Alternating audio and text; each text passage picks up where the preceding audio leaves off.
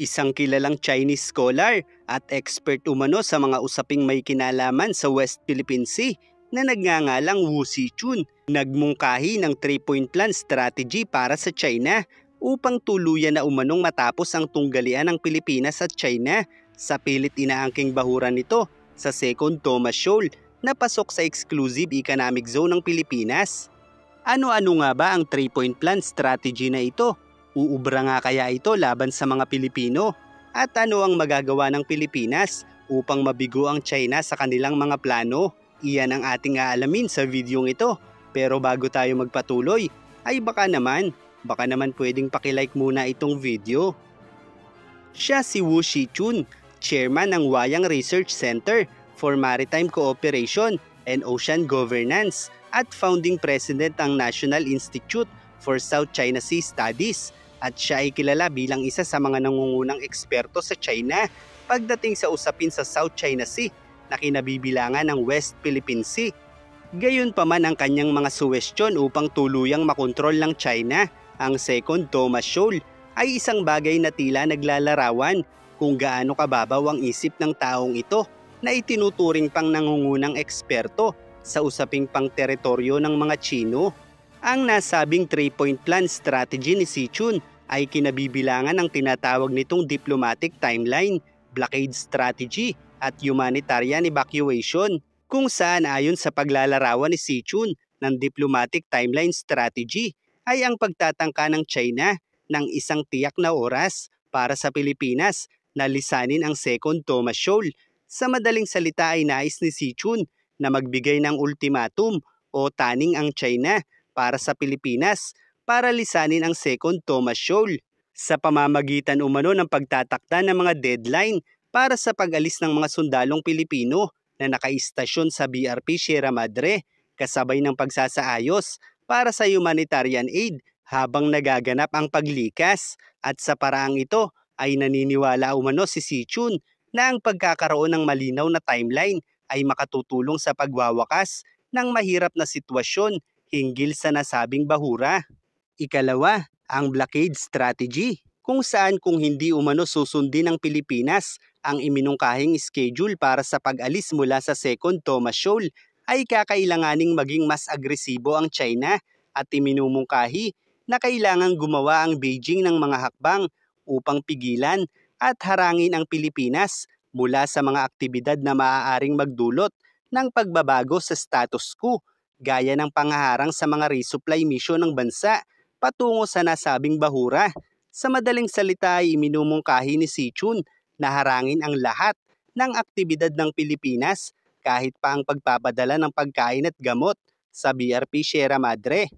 At ikatlo, ang humanitarian evacuation, kung saan kapag nagtagal umano ang panghaharang ng China sa mga resupply mission at magdulot ng krisis sa kaligtasan ng mga sundalong Pilipino sa Shoal, ay maaaring gumawa ang China ng special corridor o isang tiyak na ruta o landas upang magbigay ng ligtas na daanan para sa mga sundalong Pilipino. Ito ang 3-point plan strategy na iminumungkahi ng di umano ay nangungunang eksperto ng mga Chino. Gayunpaman ang estratehiyang ito ni Zichun ay maituturing na isang naive o short-sighted na pagpaplano dahil ang mga pamamaraang ito ay naglalarawan ng isang plano na walang sapat na pag-iisip tungkol sa posibleng mga resulta at hindi isinasaalang-alang ang kabuuan ng konteksto. Sa madaling salita, ang kanyang iminumungkahi na bigyan ng schedule ang pagpapaalis sa mga sundalong Pilipino sa BRP Sierra Madre sa pamamagitan ng pagpigil sa lahat ng aktibidad ng Pilipinas sa Second Thomas Shoal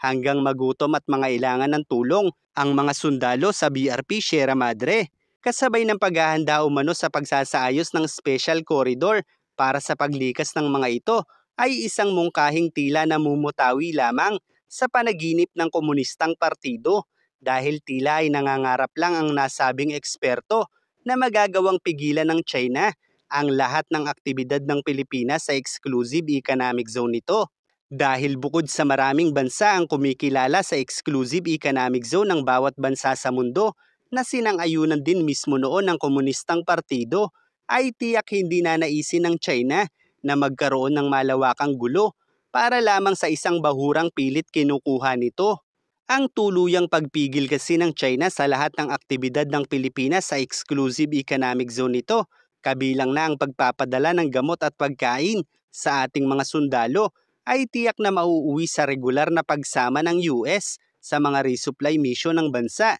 dahil ang US ay makailang ulit nang nagpahayag ng kanilang pagnanais na sumama sa resupply mission ng bansa. Gayunpaman, dahil nga minamaliit ng ilang senador ang kakayahan ng Pilipinas, ay iniiwasan pa rin nito na isama ang US sa mga resupply mission nito. Subalit kung tuluyang pipigilan ng China ang lahat ng aktibidad ng Pilipinas sa bahurang ito, ay malinaw na magiging mas makatarungan pa para sa mga Amerikano na sumama sa mga resupply mission ng bansa. Dahil ang mas malaking panganib na dulot ng gagawing ito ng China ay magiging daan sa US upang magsilbing tagapamagitan sa umpisa upang ipakita nito ang kanilang suporta para sa Pilipinas. Sa madaling salita, ang pagsama ng US sa resupply mission ng bansa ay magiging makatwiran sa layuning mapanatili ang kapayapaan at mapangalagaan ang ating mga sundalo sa BRP Sierra Madre. At kung susubukan ng China na direktang pigilan ang mga barko ng Amerika,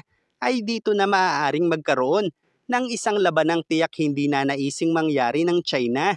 Iyan ang dahilan kaya't bagamat hinaharang ng China ang mga resupply mission ng bansa, ay patuloy itong nagpapahayag na pinapayagan nito ang mga pagkain at gamot na dinadala sa ating mga sundalo, dahil natatakot pa rin silang maubusan ng mabuting dahilan para sa kanilang naratibo. Kaya't malabong magawa ng China na tuluyang pigilan ang lahat ng aktibidad ng Pilipinas sa West Philippine Sea. Dahil kung wala nang pagpipilian ng Pilipinas, kundi ang isama ang US sa resupply mission ng bansa, ay maaari itong mauwi sa regular na pagpapatrolya ng US sa Second Thomas Shoal, kabilang na sa iba pa nating mga bahura na maaaring humantong sa mabilis na pagkakaroon ng US at Pilipinas ng mga base militar sa mga bahurang ito, na tiyak ay hindi nanaising mangyari ng komunistang partido, at walang magagawa ang China kundi ang magreklamo, dahil bagamat nagagawa nilang magpakita ng mga barko sa mga barko ng US, ay malinaw ang katotohanan na kailanman ay hindi nagawang direktang kantiin ng China ang US, dahil alam nila ang kakayahan nito na maaaring tumapos sa mga pangarap ng komunistang partido.